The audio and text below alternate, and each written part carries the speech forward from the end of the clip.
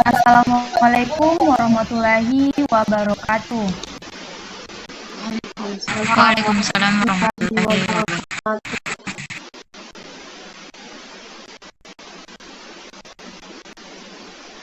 Alhamdulillahirabbil alamin wassalatu wassalamu ala asyrafil anbiya'i wal mursalin wala alihi wa ashabihi ajmain amma ba'd.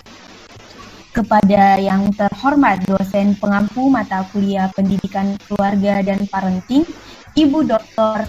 Kartini Marsuki MSI dan Ibu Natra Nasir SPD MPD. Yang kami hormati rekan kelas jurusan pendidikan luar sekolah, serta hadirin sekalian yang hadir pada hari ini. Selamat siang dan salam sejahtera untuk kita semua. Pertama-tama marilah kita panjatkan puja dan puji syukur atas kehadirat Allah Subhanahu wa Ta'ala yang telah memberikan rahmat dan juga karunia-Nya sehingga kita bisa berkumpul di hari yang cerah ini. Wah, apa kabar nih kalian semuanya? Alhamdulillah baik. Alhamdulillah. Baik ya, jangan lupa tetap menjaga kesehatan dan tetap mematuhi protokol kesehatan. Baik, sebelum memulai acara pada hari ini, izinkan saya selaku Master of Ceremony untuk membacakan susunan acara terlebih dahulu. Yang pertama, ada pembacaan doa. Kedua, ada penyampaian materi oleh pembicara. Ketiga, penutupan dengan sesi foto bersama.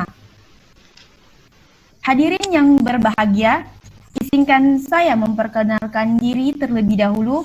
Perkenalkan, nama saya Surya Dewi yang akan memandu jalannya kegiatan sampai dengan selesai.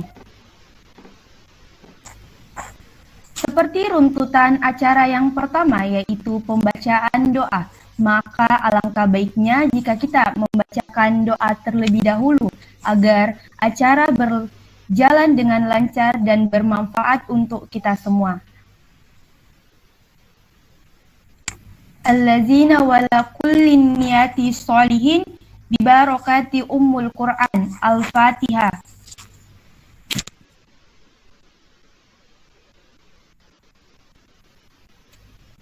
Amin amin ya rabbal alamin. Hadirin yang berbahagia, selamat datang di kegiatan pengenalan program parenting yang bertemakan tips mengatasi anak yang suka marah dan mengamuk. Kegiatan ini diharapkan dapat menjadi arahan dan dapat menjadikan para orang tua agar mampu mengatasi segala hal apapun yang berkaitan dengan anak-anak yang suka marah dan mengamuk. Pada kesempatan kali ini, kita akan memasuki sesi yang sudah ditunggu-tunggu oleh hadirin sekalian, yaitu sesi materi bersama dengan pembicara kita, ada Herlina, Paradila, dan Marwa, yang akan dipandu oleh Nadia Maulina selaku moderator pada hari ini. Bagaimana Nadia Maulina, sudah siap? Iya, sudah siap. Sudah, oke, baik. Kepada Nadia Maulina, waktu dan tempat saya persilahkan. Baik, terima kasih Surya Dewi selaku host pada hari ini yang memberikan kesempatan untuk saya untuk melanjutkan rangkaian hari ini. Pertama-tama, izinkan saya menyapa Bapak atau Ibu hadirin yang telah menyempatkan hadir pada hari ini. Kepada yang terhormat, dosen pengampu mata kuliah Pendidikan Keluarga dan Parenting, Dr. Kartini Marsuki MSI, dan Ibu Natra Nasir SPD MPD, serta yang kami hormati rekan kelas jurusan Pendidikan Luar Sekolah, hadirin sekalian yang hadir pada hari ini. Perkenalkan, nama saya Nadia Maulana yang akan moderator pada hari ini. Saya akan bimbing jalannya pemaparan materi penyuluhan ini. Anak rewel, sedikit-sedikit menangis, dan gampang mengamuk menjadi permasalahan yang dialami oleh banyak orang tua. Perlu ibu ketahui, anak-anak belum memahami mana yang benar dan mana yang salah, sehingga kita yang harus memaklumi saat menangani anak yang mengamuk. Untuk itu, ada cara yang efektif untuk mengatasi anak dengan kondisi tersebut. Marilah kita simak pemaparan dari materi kita. Pemateri pertama atas nama Saudari Herlina akan membawakan materi mengenal gangguan selektif muslim pada anak. Untuk Saudari Herlina, saya persilahkan. Baik teman-teman, terima kasih. Perkenalkan, nama saya Herlina. Saya akan membawakan materi mengenal bagaimana gangguan selektif mutisme pada anak. Saya akan memaparkan gambaran umum mengenai gangguan selektif mutisme pada anak. Gangguan umum tentang gangguan mutisme selektif pada anak dimaksudkan adalah gangguan berkomunikasi yang biasanya dijumpai pada anak yang memilih tidak berbicara pada situasi tertentu atau orang tertentu meskipun ia mampu. Misalnya saja, anak tidak mau berbicara di sekolah, padahal jika di rumah atau bersama teman-teman sebayanya, ia sangat cerewet dan banyak bicara. Gangguan ini umumnya dimulai sebelum anak berusia 5 tahun, namun baru disadari saat anak mulai memasuki usia sekolah. Jadi, tanda-tanda umum mutisme selektif diantaranya adalah seperti gagal berbicara pada situasi tertentu. Misalnya saja di depan umum atau di depan kelas. Gejala ini berlangsung setidaknya sebulan setelah bersekolah. Jadi, gangguan ini tidak berlangsung begitu saja setelah anak memasuki usia sekolah. Namun pada dasarnya gangguan ini terjadi setelah anak sudah memasuki tahap yang sudah ada di sekolah. Misalnya jika dipersilahkan maju ke depan, anak ini merasakan adanya rasa malu pada dirinya dan merasakan tidak nyaman berbicara di depan kelas. Bukan karena masalah dalam berbicara seperti misalnya gagap, dan bukan termasuk dalam kategori gangguan jiwa. Faktor-faktor penyebab gangguan mutisme selektif atau selektif mutisme pada anak berasal dari dalam ataupun dari luar anak tersebut. Bisa dikatakan gangguan ini terjadi secara internal dan eksternal. Ada beberapa hal yang dapat mempengaruhi faktor penyebab gangguan mutisme selektif pada anak, seperti rasa malu dan kurang percaya diri yang sangat besar membuat anak tidak mau berbicara. Contohnya saja, jika anak berbicara, ia akan merasa tidak nyaman berada di lingkungan sekitar. Kedua yaitu anak jarang bermain di luar lingkungan rumah. Mungkin hal ini dapat terjadi apabila anak merasa lingkungan di sekitarnya tidak mendukung untuk merasakan adanya sesuatu yang mendukungnya untuk berbicara. Ketiga, guru kurang mendukung apresiasi ketika anak mau berbicara. Mungkin hal ini dapat terjadi jika guru kurang mengapresiasi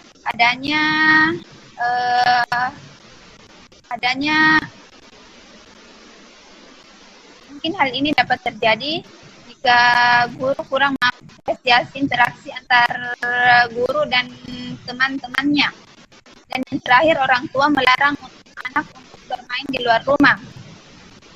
Hal ini dapat mengakibatkan anak kurang mendapat teman-teman yang baik di lingkungan luar rumah. Terima kasih, mungkin itu saja yang dapat saya paparkan. Saya kembalikan kepada moderator.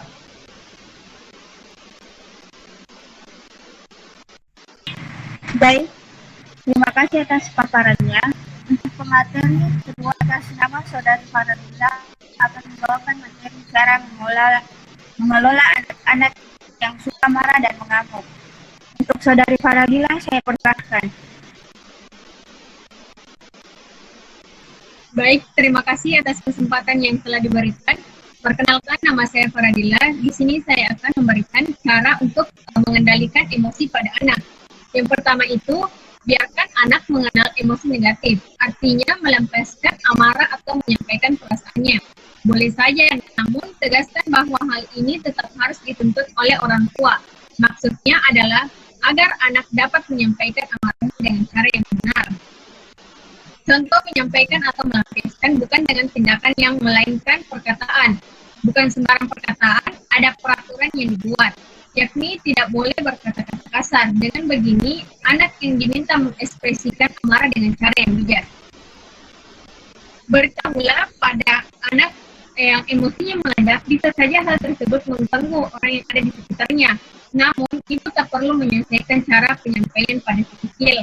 Mulailah dengan menunjukkan rasa simpati sebagai cara menghadapi emosi pada anak. Yang kedua itu, pahami pemicunya. Sebelum menasihatinya, pastikan ibu telah mengetahui pemicu amarah si kecil. Sebagai cara mengkontrol emosi pada anak, dengan mengetahui faktor penyebab kemarahannya, ibu bisa memberikan informasi pada anak sesuai dengan permasalahannya. Yang ketiga itu, berikan pilihan pada anak. Cara mengatasi emosi pada anak adalah dengan memberikan pilihan pada anak saat ia marah. Misalnya, jika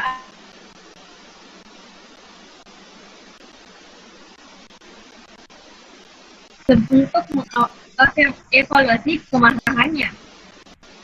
Yang keempat itu, berikan dia waktu. Cara mengendalikan emosi pada anak selanjutnya dengan memberikan waktu. Saat dia marah, anak mungkin akan tidak sengaja melakukan hal-hal buruk, misalnya melemparkan barang-barang, memaki, atau bahkan menyalahkan anggota keluarga lain.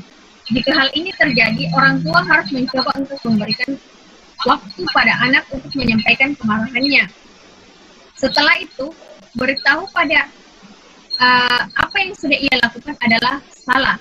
Beri pada anak setidaknya 5-10 menit untuk menyadari atau pergi ke kamar mandi.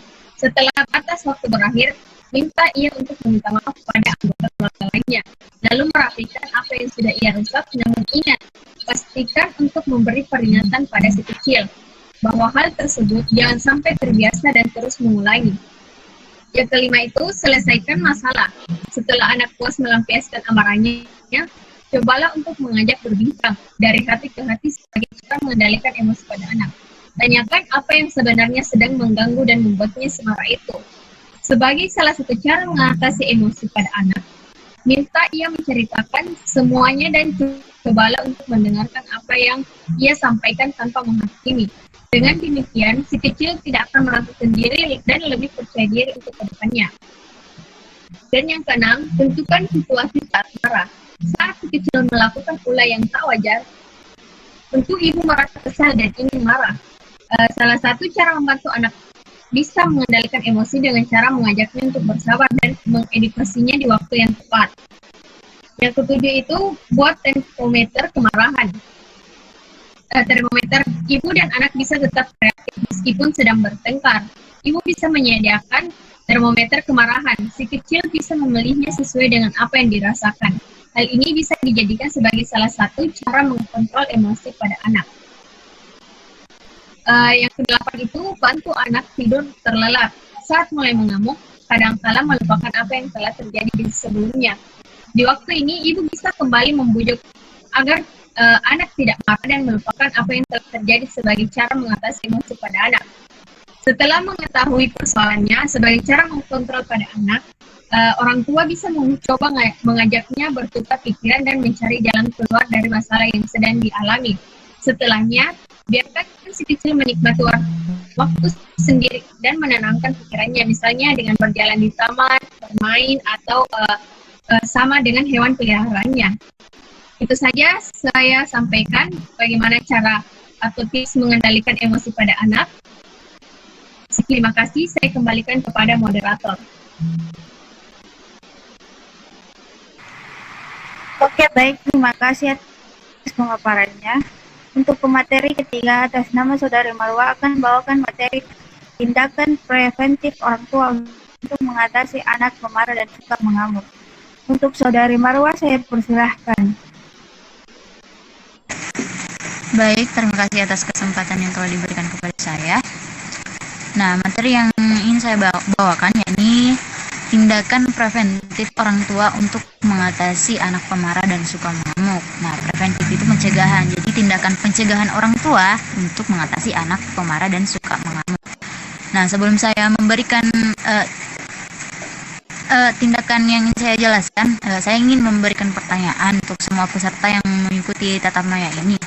Nah, apa sih yang biasanya kalian lakukan untuk mengatasi anak yang pemarah dan suka mengamuk? Apa yang biasanya Anda lakukan jika melihat adik tak atau anak tak sedang marah atau mengamuk? Ada yang bisa jawab? Saya. Baik, dipersilakan untuk Saudari Surya Dewi. Kalau saya pribadi ketika anak marah atau suka mengamuk itu saya itu mengalihkan perhatiannya begitu, supaya ketika dialihkan perhatiannya itu maka mereka itu bisa amarahnya itu bisa meredam sedikit seperti itu. Ada lagi? Sekiranya ada nih. Nah, apa yang disebutkan sama Surya Dewi itu sudah sangat cocok dan bisa kita terapkan kepada anak. Nah, saya juga mempunyai 4 tindakan pencegahan untuk mengatasi anak yang suka marah dan suka mengamuk ini. Nah, yang pertama, ajari anak tentang perasaan. Nah, bagaimana mengajari anak tentang perasaan? Nah, biasanya anak itu kalau sedang marah tidak bisa mengatakan, "Bu, Pak, saya sedang marah." Nah, mungkin mereka mencoba menunjukkannya dengan sikap menyerang atau mengamuk atau menarik perhatian orang tua kalau dia sedang marah dan mengamuk. Nah, bagaimana caranya menjelaskan arti perasaan? Nah, bisa kita lakukan untuk para peserta yang mengikuti tatap maya ini, bisa kita lakukan dengan cara kreatif yang mudah mereka mengerti. Misalnya dengan menggunakan gambar-gambar yang melukiskan emosi, gambar orang tersenyum, cemberut, marah, dan lain-lain. Nah, sekarang kan juga canggih, kemudian ibu-ibu juga sudah banyak yang menggunakan media sosial. Nah, banyak itu Bu di media sosial gambar-gambar emoji-emoji yang menunjukkan ekspresi marah. Nah, bisa kita kenalkan kepada anak, bisa kita perlihatkan seperti inilah ekspresi marah saat kita sedang marah, bisa kita perlihatkan kepada anak. Kemudian yang kedua, hadapi amarah bersama. Nah, hadapi amarah bersama.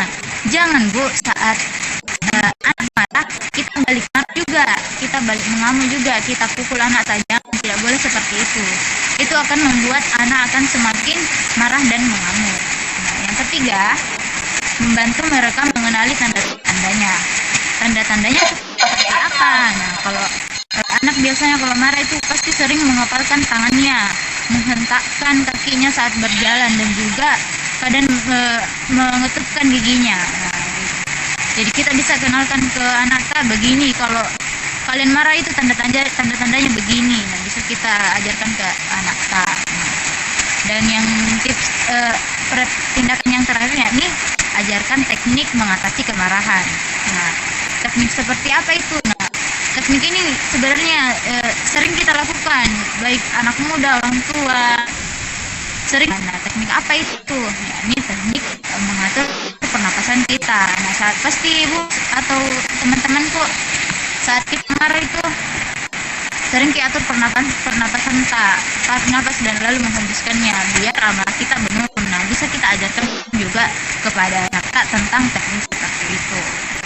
Nah, saya kira hanya itu yang bisa saya sampaikan. Saya kembalikan kepada moderator. Baik, terima kasih atas pemaparannya. Jadi, kesimpulan yang saya dapat ambil dari pemaparan materi tersebut, bahwa gangguan autisme sekaligus pada anak adalah gangguan berkomunikasi yang biasanya dijumpai pada anak yang memilih tidak berbicara pada situasi tertentu atau orang yang tertentu, meskipun dia mampu. Maksudnya, anak dengan gangguan autisme selektif sangat pemalu, takut dengan lingkungan sosial, dan lebih menarik diri. Selain itu, ada beberapa cara dalam mengatasi anak yang suka marah dan mengamuk, seperti memahami pemicunya, memberikan pemilihan kepada anak, memberikan waktu, dan biasanya membantu anak untuk tidur terlelap. Ada pencegahan yang bisa dilakukan orang tua untuk anak yang sering mengamuk, seperti ajari anak kebangsaan, hadapi amarah bersama, membantu mereka mengenali tanda-tandanya, serta ajarkan teknik mengatasi kemarahan. Adapun tadi tambahan dari Surya Dewi itu mengalihkan perhatiannya. Dan dari pemaparan materi saya kembalikan ke MC.